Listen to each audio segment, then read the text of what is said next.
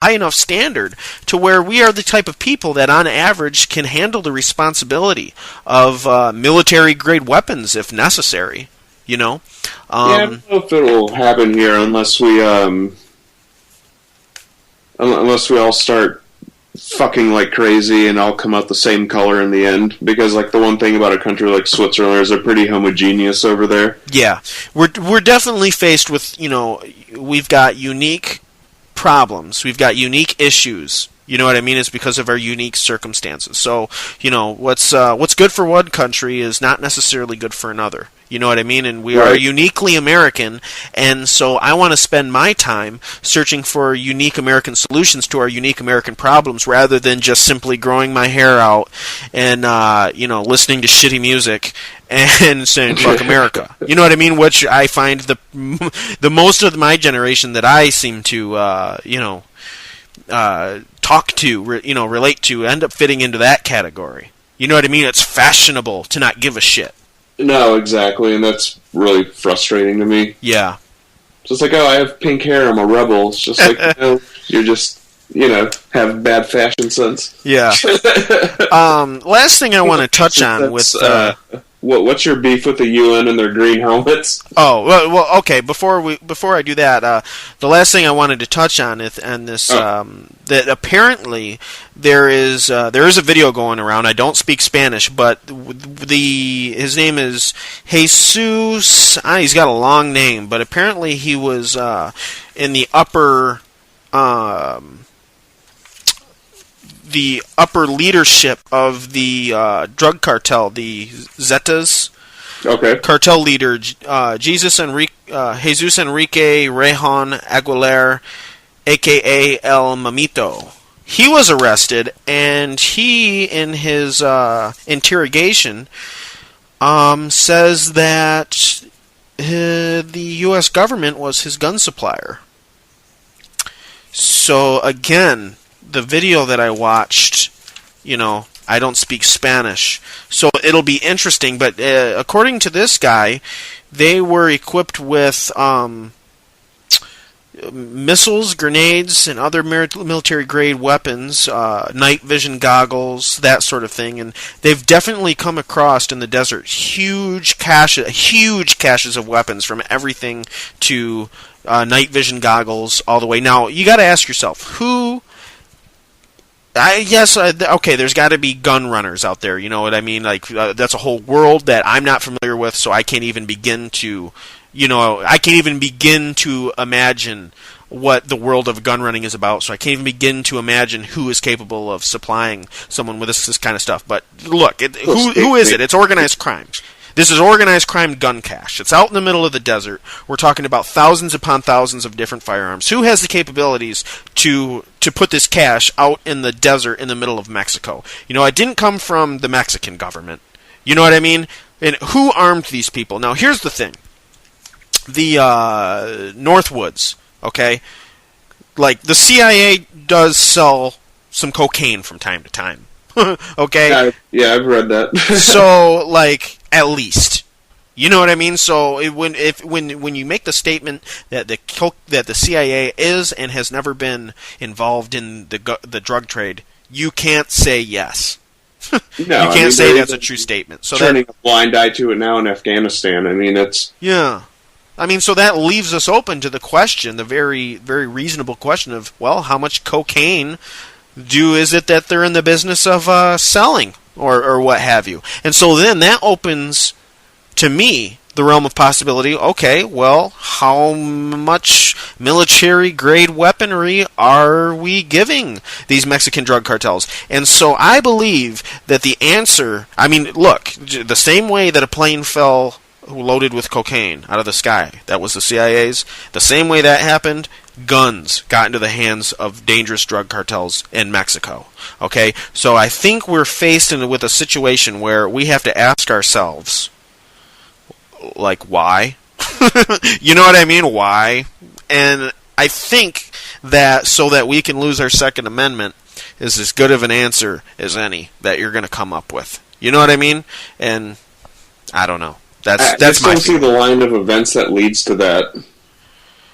Well, I What do you mean? Well, I mean, I just, going back to the neighbor analogy, it's, if a lot of other people have guns and they have hostile intentions, the first thing that I want is guns, not to last. Well, yeah, but I don't see how that applies to this situation, because I mean, we're talking about our government, more specifically the government agency charged with the flow of guns actually arming.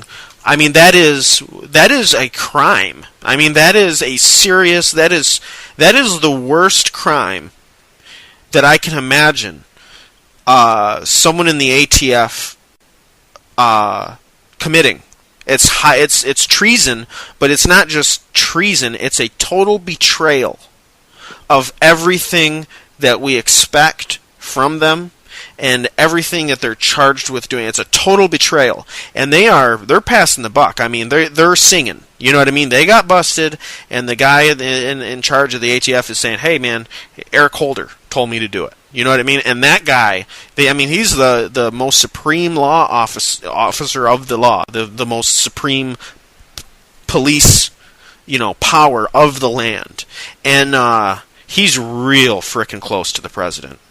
You know what I mean? So we've got a problem here. I mean, someone's got some splaining to do. Well, I guess the issue I have with it is, like, one, I haven't seen a smoking gun that leads to me to believe that there's criminal intent yet. But, there's no doubt that there's at least an egregious level of incompetence. I'm just as a best case scenario. Yeah, same thing was used for 9/11. You know what I mean? I'm in the middle of this message that I'm sending to a mutual friend right now, which basically is about that. Like, people talk about, and this goes back into normalcy bias.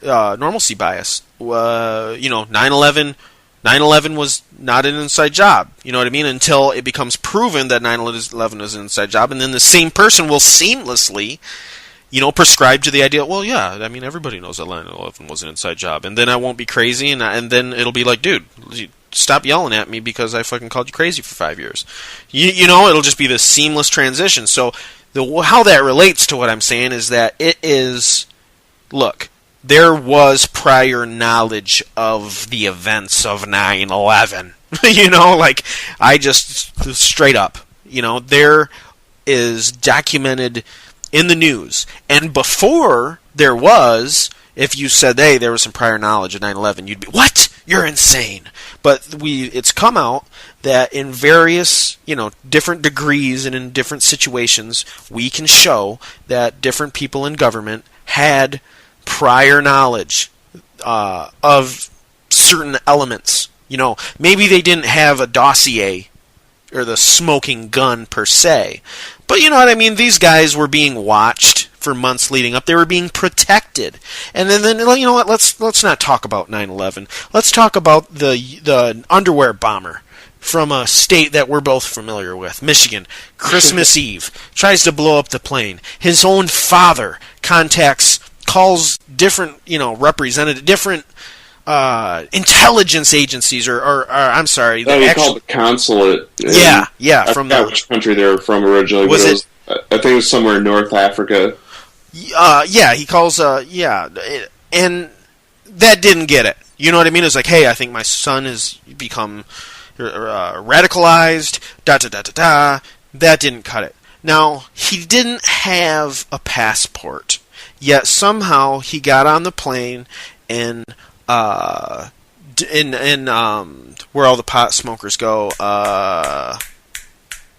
Denmark and come on, help me out here. Oh, and Amsterdam. Amsterdam. He gets on the plane in Amsterdam.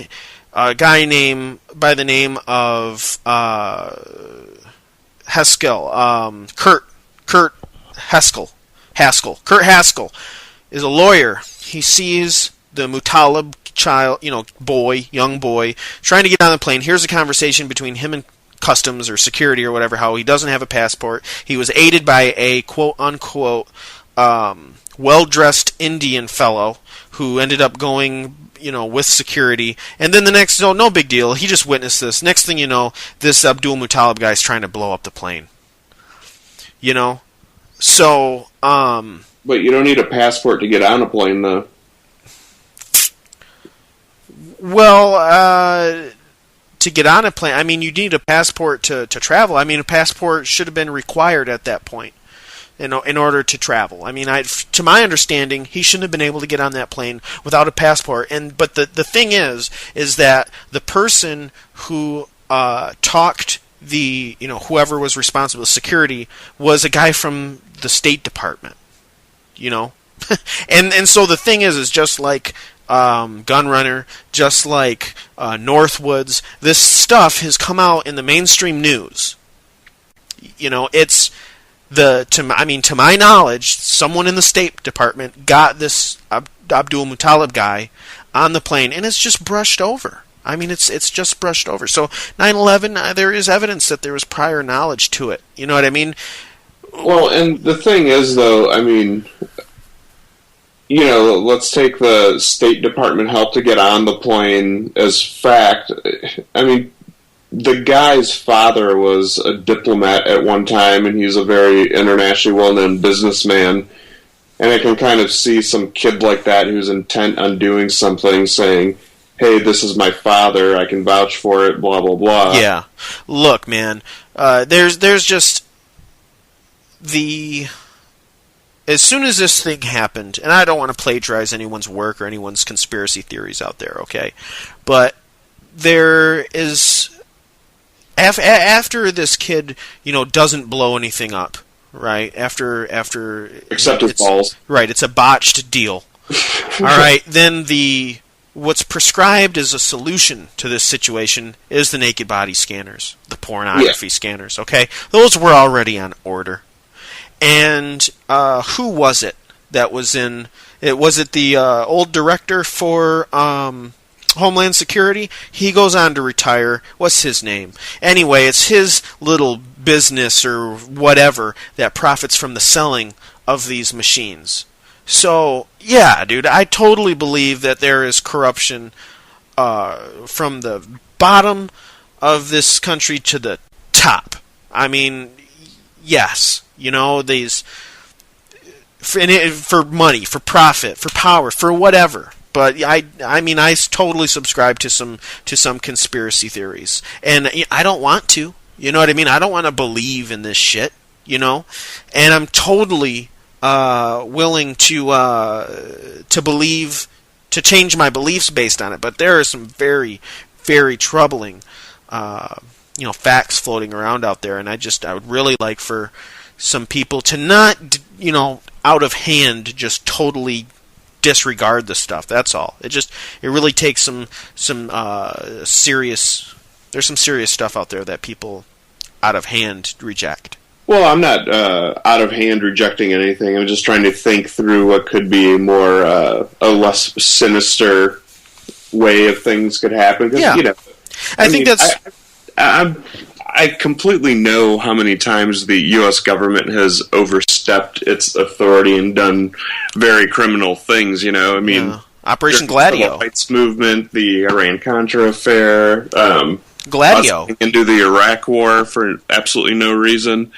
So, yeah, I mean, I'm not, the apologist, but just, I'm always going to be a little bit more cynical up front until I can get more evidence outside of, hearsay type things, or, I just need more concrete things. It's just the way that I function. And honestly, I mean, that's why you're here. You know what I mean? That's why Crisis Club, I think, is, benefits from you and needs you and more people like you. You know what I mean? Because of my silky voice. Stop playing. That's just how you got me to do this thing. Yeah. So, UN may switch blue helmets to green, then launch climate change peacekeeping wars. You wanna touch this one or what? Yeah, I mean, I really don't know where the problem. Yeah, because I read what the actual UN announcement was, and essentially the way I read it is, well, first of all, are we on the same page that there's climate change going on and it's man-made? No, not necessarily. Here's one. This is a perfect illustration of one of those things where I don't have an opinion because I'm not a scientist. I've Okay. heard, you know what I mean. So I totally believe it's within the realm of possibility that it's